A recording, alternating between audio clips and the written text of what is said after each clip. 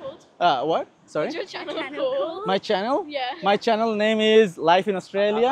এই জবগুলো কিন্তু আপনার স্যালারি কিন্তু অনেক ভালো। সো এখন অনেকের আছে যে ফ্যামিলি অবস্থা ভালো না, যে ফ্যামিলি থেকে সাপোর্ট দিবে বাকি টাকাটা। সো ওদের জন্য কোনো অপশনস আছে কি, যে ওরা কি করতে পারে?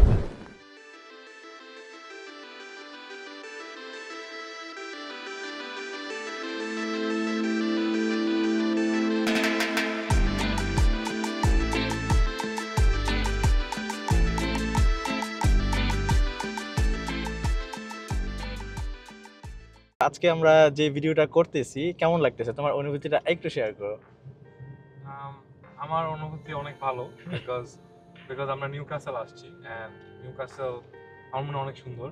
আমি অনেক ঘোরাফেরা করছি এন্ড আজকে যেখানে আসলাম এখানে আমি আগে আসিনি। আচ্ছা, আমি অন্য জায়গায় গেছি, বার বিচ, তারপরে অন্য জায়গায়, বাট আজকে আমরা যখন মেরিওয়েদারে গেছি দেন এখন আমরা হানি সার্কেল যাচ্ছি। সো গাইজ এই মুহূর্তে আমরা চলে আসছি হচ্ছে নিউ ক্যাসেলে, হানি সার্কেল এরিয়াতে। আর এটাই হচ্ছে আমার এই পাশেই হচ্ছে সুন্দর এই শহরটা নিউ ক্যাসেল সিটি, আর আমার এই বাম পাশেই হচ্ছে এই যে হারবারটা। সো এখানে হচ্ছে একটা ফেরি আছে, আর হারবারের অপর প্রান্তেই হচ্ছে যে স্টকটন। সো এখানকার এই ফেরিগুলো দিয়েই হচ্ছে আপনারা স্টকটনে যেতে পারেন স্টুডেন্টরা যারা হচ্ছে অস্ট্রেলিয়াতে আসবে। সো ওদের তো হচ্ছে 24 আওয়ার্সের তো একটা ওয়ার্ক রেস্ট্রিকশন আছে, তাই তো? সো এখন যারা বলে যে হচ্ছে পার্ট টাইম জব করে হচ্ছে নিজের লিভিং এক্সপেন্সেস দেন হচ্ছে টিউশন ফি মেনটেন করা যায় কিনা, সো ওদের 24 আওয়ার্সের মধ্যে কি এটা পসিবল কিনা এই কাজটা করে? না, 24 আওয়ারের মধ্যে মানে ফুল টিউশন ফি পসিবল না। আচ্ছা, এখন আপনি যদি ইউনিক খোলার সময় ইউর অ্যালাউড টু 24 আওয়ার্স, আপনি যদি 24 আওয়ার করেন অ্যান্ড অনেক টাকা জমায় চলেন অ্যান্ড দেন ভ্যাকেশনগুলিতে যদি আপনি বেশি করে কাজ করেন তাহলে আপনার 60 বা 65% ম্যাক্স 50 থেকে 65% হিসেবে আপনি টিউশন ফি দিতে পারবেন যদি আপনি এটা করেন যে ইউনির সময় 24, ইউনির ভ্যাকেশনে অনেক বেশি 50+ আওয়ার্স যদি আপনি কার্ন পারবেন।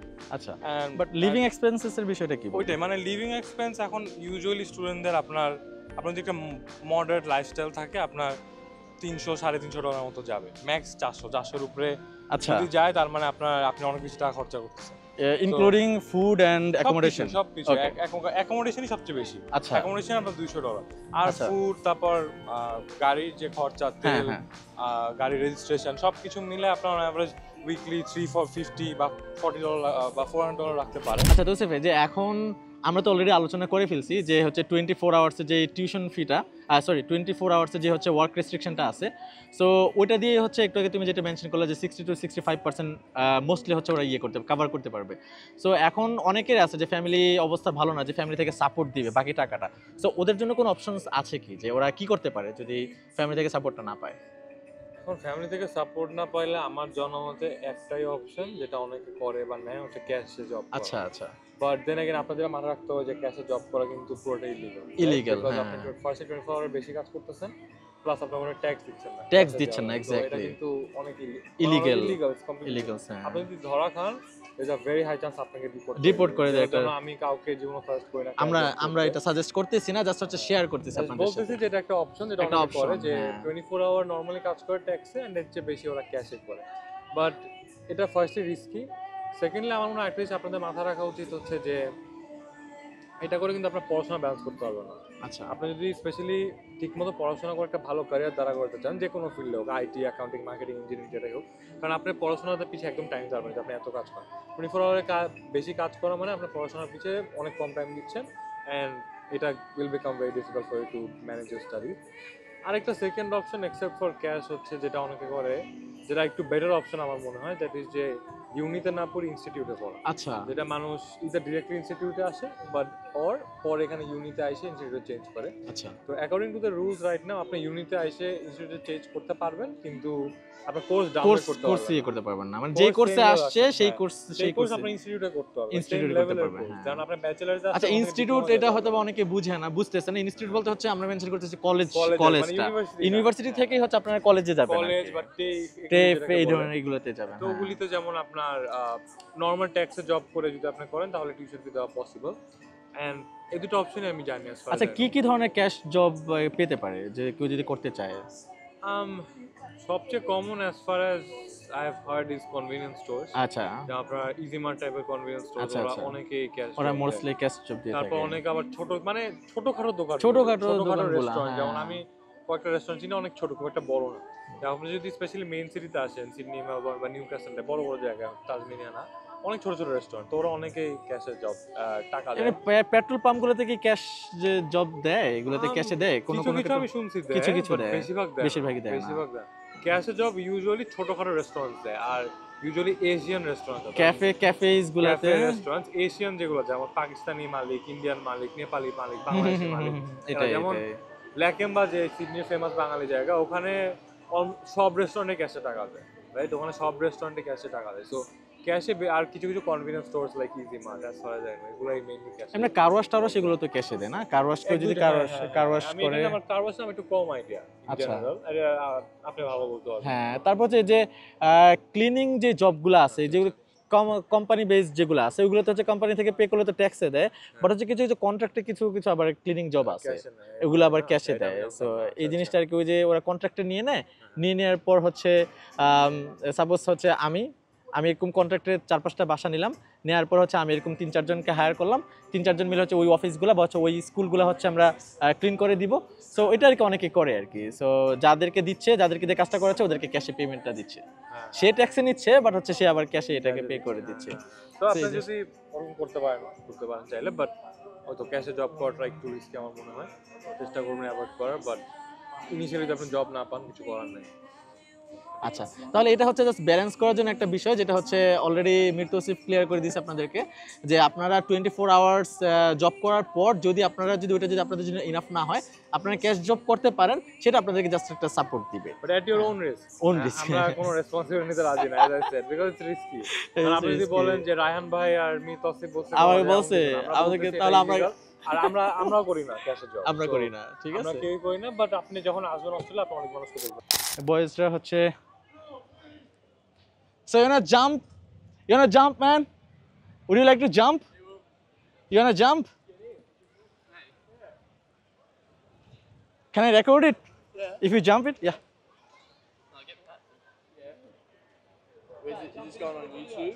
Yeah, we have YouTube channel, so over 10,000 subscribers, so we are gonna post it in.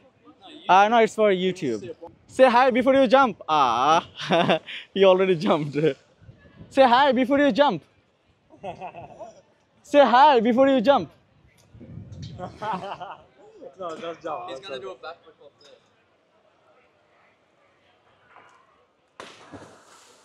Good, let's do a backflip off there. Ooh, that was nice. Thank you guys. Alright guys, এখন আমরা last যে বিষয়টা নিয়ে কথা বলবো, সেটা হচ্ছে অনেক বেশি পপুলার এবং অনেক বেশি ইম্পর্টেন্ট আমাদের সবার জন্যই, আর সেটা হচ্ছে কি পিআর, মানে পার্মানেন্ট রেসিডেন্সি।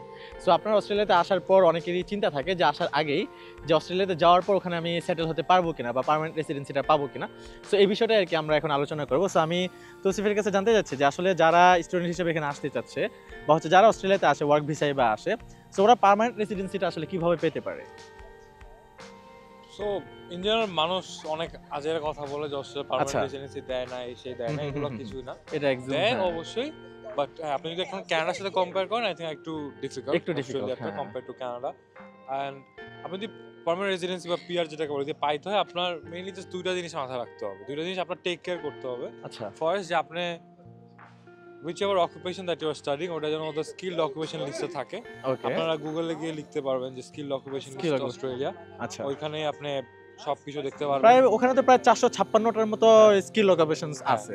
হ্যাঁ, তো ওখানে অনেক আছে। তো অনেক আপনি আছে। ওই 400-র উপরে যদি সাবজেক্টগুলি পড়েন, একটা না একটা সাবজেক্ট পড়লে আপনার ইনশাআল্লাহ পিআর হবে। হ্যাঁ, অবশ্যই আর অবশ্যই। আরেকটা জিনিস যেটা আমার মনে হয় আপনাদের মাথায় রাখা উচিত, দ্যাট ইজ অস্ট্রেলিয়ান গভর্নমেন্ট চায় আপনি সিডনি, মেলবোর্ন, ব্রিসবেনে না থাকেন।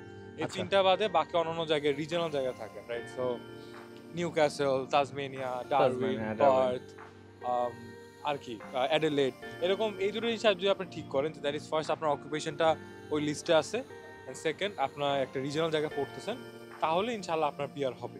যদি আচ্ছা। আপনি if you take your steps properly, আপনি ঠিকমতো পড়াশোনা করেন, ঠিকমতো গ্রাজুয়েট করে একটা ওই ফিল্ডে একটা চাকরি ম্যানেজ করেন, তাহলে অ্যাটলিস্ট যতদূর আমি দেখছি ইনশাআল্লাহ সবারই হয়ে যাবে। আর যারা জব ভিসায় আসে এখানে, হ্যাঁ, যেমন হচ্ছে যারা হচ্ছে আপনার ইয়েতে আসে 482, আর যেটা হচ্ছে স্কিল ইন ডিমান্ড এখন নাম হয়ে গেছে। 486 ভিসা যেটা। হ্যাঁ, সো এখন মানে ওইটা 482টা চেঞ্জ এখন স্কিল ইন ডিমান্ড হয়ে গেছে আচ্ছা, আর কি। হ্যাঁ, তো যারা জব ভিসা অস্ট্রেলিয়াতে আসে তো ওদের পিয়ার পাওয়ার ইয়েটা কি, ওইটা কি, ওরা ওদের- কিভাবে পিয়ারটা পাবে? ওদেরও এই জিনিসগুলি, এই যেগুলো আমি বললাম, এগুলো does apply to them as well. আচ্ছা, তো ওই first- প্রফেশনটাই আর কি হ্যাঁ, মেইনলি ইয়ে করে। প্রফেশনটা যদি আপনার ভালো থাকে, ভালো ইন ডিমান্ড থাকে, আইটি থাকে, ইঞ্জিনিয়ারিং থাকে, স্টেম সায়েন্সের স্ট্রং ডিমান্ড থাকে, তাহলে ভেরি গুড, ওরা জব করতেছে। তো ওরা যে লেটস সে জব ভিসা আছে এখন অস্ট্রেলিয়ায় থাকাকালীন, ওরা নিজেরা ইন্ডিপেন্ডেন্টলি পিয়ারের জন্য অ্যাপ্লাই করতে পারে। আচ্ছা, 189, 190, 491 এগুলো হচ্ছে ইন্ডিপেন্ডেন্ট অকুপেশন, ইন্ডিপেন্ডেন্ট ভিসা। আপনি ইন্ডিপেন্ডেন্ট ভাবে অ্যাপ্লাই করতে পারবেন একা। However at the same time, সে যেহেতু জব ভিসা আসছে, সে তার কোম্পানি থেকে স্পন্সরশিপ নিয়েও পিআরের জন্য পাইতে পারে। ওটাকে বলে কোম্পানি স্পন্সরড পিআর ভিসা, যেমন যেটাকে বলে ভিসা 186 বলে। ওটার জন্য যেমন আপনার কোম্পানি স্পন্সর দরকার আছে। তো কোম্পানি বেসিক্যালি ওদেরকে বলবে যে, কোম্পানি বেসিক্যালি ইমিগ্রেশনকে বলবে যে আমার এই মানুষটাকে দরকার ওয়ার্ক করতে, রাইট? তো এই দুইটাই, যে আপনি ইন্ডিপেন্ডেন্টলি অ্যাপ্লাই করতে পারবেন, আবার দ্য সেম কোম্পানি স্পন্সরশিপ হিসেবে ডিরেক্ট পিআর ভিসার জন্য অ্যাপ্লাই করতে পারবেন। আমরা এই মুহূর্তে নিউক্যাসলের সবথেকে ফেমাস যে ক্লাবটা ওটাতে আছি, আর এটা মেইনলি ফেমাস হওয়ার একটা কারণ আছে, সেটা হচ্ছে মেইনলি হচ্ছে সিটিতে এবং হচ্ছে হারবারের পাশে। আপনারা দেখতে পাচ্ছেন যে এই পাশটাতেই হচ্ছে বিশাল একটা শিপ যাচ্ছে, ঠিক আছে, আর এই পাশে হচ্ছে সুন্দর সিটিটা। আর সবচেয়ে মজার বিষয়টা হচ্ছে এখানে লাইভ মিউজিক হয়। সো এখানে যারা হচ্ছে আসে দর্শনার্থী, ওরা হচ্ছে লাইভ মিউজিকের সাথে সাথেই হচ্ছে এই সুন্দর ভিউটা উপভোগ করতে পারে। বিশাল বিশাল জাহাজ যায় এই হারবারটা দিয়ে। সো এই কারণে, এবং আমরা খুব এনজয় করতেছি। কিছু বলবা, কেমন লাগতেছে? অনেক সুন্দর। আপনাদের সবাই আসবেন এই ক্লাবটা অবশ্যই আসবেন। What's it called? What? Sorry? What's your channel called? My channel? Yeah. My channel name is Life in Australia. I'll show you where. Okay. Yeah, okay. বারটেন্ডার্স বা হচ্ছে ক্লাবে এগুলোতে জব করার ক্ষেত্রে স্যালারি বা হচ্ছে কেমন হতে পারে? স্যালারি বেশি দেয়, ডিপেন্ড করে আপনি কোথায় জব করেন। বারটেন্ডার যেমন ধরেন আপনি বাউন্সার টাইপের জব, অনেক টাকা দিয়ে পে অনেক হবে। বাউন্সার মানে বেসিক্যালি ওখানে যে বডিগার্ডগুলো, বিশাল বিশাল গার্ড থাকে, বডিগার্ড থাকে, তো মাসাজ বানাতে হবে বেশি করে। হ্যাঁ, তো ওদের বাউন্সার অনেক পে করে। তারপর আপনি যদি নর্মাল ব্যারিস্টার হিসাবে জব নেন, আপনার নর্মাল ব্যারিস্টার কোর্স করতে হবে, বা নর্মালি অ্যাপ্লাই করতে করতে ইউজুয়ালি হয়ে যায়। মানে সব বারটেন্ডার হিসেবে জব করতে হলে তো আরএসসি এবং আরএসসি কোডটা লাগে। সো ওই কোর্সটা হচ্ছে আপনারা যদি করতে চান, আপনারা যারা অস্ট্রেলিয়াতে আসতে চাচ্ছেন এবং আপনাদের যদি এরকম ইচ্ছা থাকে যে আপনারা বারে বা ক্লাবে জব করবেন, সো সেজন্য কিন্তু আপনাদেরকে স্পেসিফিক কিছু কোর্স করা লাগবে। যেমন হচ্ছে আপনার বারটেন্ডার হিসেবে জব করতে হলে আরএসএ কোর্স, আরএসজি কোর্স, এই দুইটা কোর্স আপনাদেরকে করতে হবে। ওটা বেশি প্যারা না, এটা হচ্ছে জাস্ট একদিনের একটা কোর্স। সো এটা করার পর, বা একদিন অথবা 3 দিনের কোর্স হতে পারে, এটা করার পর যখন আপনার কাছে সার্টিফিকেটটা থাকবে, আপনি চাইলেই এই বারগুলোতে আর কি আপনি কাজ করতে পারবেন। আর সেকেন্ডলি ও যে জিনিসটা মেনশন করলো যে বাউন্সার, সো বাউন্সার হিসেবে যদি আপনারা কাজ করতে চান, এটা kind of security job. So সেক্ষেত্রে কিন্তু আপনাদের আরেকটা সিকিউরিটি কোর্স করা লাগবে। সো ওটা মেবি 1 মান্থ কোর্স। সো ওই কোর্সটা করার পর দেনই হচ্ছে আপনি এলিজিবল হবেন যে এই জবগুলোতে করার জন্য। আর মেনলি এই জবগুলো কিন্তু আপনার স্যালারি কিন্তু অনেক ভালো, ঠিক আছে। আপনার স্যালারি কিন্তু অ্যারাউন্ড 25 থেকেই মতো মনে হয় শুরু হয় মিনিমাম, বা 30 থেকেই। সো 30 to 40, $45 হয়ে থাকে। এটা ডিপেন্ড করে আপনি কাজটা কবে করতেছেন। হ্যাঁ, সো এখানে যেহেতু ওরা আওয়ারলি পে করে এবং শিফট ওয়াইজ পে করে, আপনি যদি নাইট শিফটে বা হচ্ছে ইভিনিং শিফটে জব করেন, সেক্ষেত্রে আপনার স্যালারিটা একটু বেশি হবে, আপনার ওভার 30 হতে পারে। এবং উইকেন্ডে করলে অনেক বেশি পে করে, উইকেন্ডে 35, 40ও পে করে। পাবলিক হলিডেতে 45 রুপি পে 40-45 এর মতো পে করে। ভাই 40-45 এগুলো বললো না, দর্শকরা বিশ্বাস করে না, বলে কি ভাই আপনি অতিরিক্ত বাড়ায় বলতেছেন। তুমি একটু বলো আমরা কি বাড়ায় বলতেছি কিনা। হ্যাঁ, নরমালি এত করেন না। হ্যাঁ, নরমালি উনি যেটা বললো 25 to 30 এর মধ্যে। হ্যাঁ, আপনি যদি রাতে কাজ করেন এবং উইকেন্ডে কাজ করেন না পাবলিক হলিডেতে কাজ করেন, ইজিলি 30 রুপি টাকা পে করেন। হ্যাঁ, 35-40ও পে করতে পারে। মেয়েরা যারা আসতেছে স্টুডেন্ট হিসেবে, হ্যাঁ, সো মেয়েরা তো চাইলে এই ধরনের ক্লাব বারে জব করতে পারবে না, ওদের জন্য তো কিছু কমফোর্ট জোন আছে, তাই না? এখন ওরা কি ধরনের জব করতে পারে আমাদের মেয়েদের ক্ষেত্রে, বাংলাদেশি যারা আসতে চাচ্ছে? আমি দেখি অনেকে কনভিনিয়েন্স স্টোরগুলোতে করে, ইজি মার্ট টাইপের, তারপর পেট্রোল পাম্পে না, বিপিতে অনেক মেয়েরা কাজ করে, অনেক মেয়েরা কাজ করে। হ্যাঁ, পেট্রোল পাম্পে অনেক মেয়েরা করে। তারপর শপিং মলগুলোতে হচ্ছে যেসব কাপড়ের যেসব শপগুলো আছে, ওইগুলোতে রিটেল শপগুলোতে, হ্যাঁ, খালি কাপড়ের না, ইন জেনারেল যত রিটেল, যেমন জুয়েলারি সেল করে, কাপড় সেল করে, কসমেটিক সেল করে, তারপরে অ্যাক্সেসরি সেল করে, এগুলি সব দোকানে কম ইউজুয়ালি মেয়েরাই থাকে। তবে একটা জিনিসই হচ্ছে আপনাদের লাগবে, সেটা হচ্ছে একটু ভালো ইংলিশ স্কিলটা থাকা লাগবে, তাই না? ওটা ছাড়া তো আপনি অস্ট্রেলিয়াতে কিছু করতে পারবেন হ্যাঁ, না। বা স্টুডেন্ট যারা আছে ওদের তো ইংলিশটা এমনি তো ভালো থাকে, কিন্তু আইএলটিএস টেস্টটা দিতে হয়। কিন্তু আমরা বলতেছি যারা হচ্ছে ডিপেন্ডেন্ট ভিসায় আসে, যেমন আছে না যে অনেকের ওয়াইফ আসে, সো ওনারা যারা ডিপেন্ডেন্ট হিসেবে আসতেছে, সো ওনাদের ক্ষেত্রে যেটা হতে পারে যে ওনাদের জন্য কিন্তু আইএলস বা পিটি লাগে না অস্ট্রেলিয়াতে আসতে, যেহেতু ডিপেন্ডেন্ট হিসেবে আসতেছে। বাট ওনারা যদি জব করতে চায় সেক্ষেত্রে কিন্তু ইংলিশের স্কিলটা ভালো থাকা লাগবে, মানে অ্যাটলিস্ট কমিউনিকেটিভ ইংলিশটা জানা থাকা লাগবে। মেয়েরা কিন্তু, আচ্ছা আপনারা যারা মেয়েরা কমফোর্ট জোন, চাইল্ড কেয়ার আছে, ডে কেয়ার আছে, এগুলোতে কিন্তু মেয়েরা কাজ করতে পারে ইজিলি। ওরা হ্যাঁ। মেয়েদেরকেই বেশিরভাগ মেয়েদেরকে বেশি প্রিফার করে। সো এমন না যে ছেলেরাই কাজ করে এখানে, মেয়েরা আবার উলওয়ার্সেও কিন্তু মেয়েরা কাজ করে, বাংলাদেশি মেয়েরা উলওয়ার্সেও কাজ করে। বেশিরভাগ মেয়েরা petrol pump, retail store, child care আর যে কোনো ধরনের সুপার মার্কেটে ইয়াতে আপনার কাস্টমার সার্ভিস ডিপার্টমেন্টে তাহলে কাজ করতে কমফোর্টেবল ফিল করবে তখনই করে। সো গাইজ, এই ছিল আজকের মতো আমাদের ভিডিও। আজকের ভিডিওতে আমরা চেষ্টা করেছি হচ্ছে অস্ট্রেলিয়ার লাইফ ইন অস্ট্রেলিয়া এবং হচ্ছে অস্ট্রেলিয়ার লাইফস্টাইল। এখানে আসার পর আপনারা কীভাবে সার্ভাইভ করতে পারবেন, কী ইম্পর্টেন্ট বিষয়গুলো আপনাদেরকে মানতে হবে, কীভাবে পার্মানেন্ট রেসিডেন্সি পেতে পারেন, এই বিষয়ে আমরা অনেক বেশি তথ্য আপনাদের সাথে শেয়ার করে ট্রাই করেছি। সো আশা করছি আপনাদের ভিডিওটা ভালো লেগেছে। যদি ভালো লেগে থাকে তাহলে অবশ্যই আমাদের চ্যানেলটাকে সাবস্ক্রাইব করুন এবং একটা লাইক, কমেন্ট এবং আপনাদের বন্ধু আত্মীয় স্বজন যারা অস্ট্রেলিয়া সম্পর্কে আরও বেশি বেশি জানতে চায় সবার সাথে আমাদের ভিডিওটা শেয়ার করুন। Thank you guys, thank you for watching this video. এবং আপনারা যদি পার্ট 1টা না দেখে থাকেন তাহলে অবশ্যই লাইফ ইন অস্ট্রেলিয়া চ্যানেলটা ভিজিট করবেন এবং পার্ট 1টা ওখানে দেওয়া আছে, আপনারা ওখান থেকে ভিডিওটা দেখে নেবেন। সকলে ভালো থাকবেন, সুস্থ থাকবেন Bye, এবং guys. আমাদের জন্য দোয়া করবেন। আল্লাহ হাফেজ। আল্লাহ হাফেজ।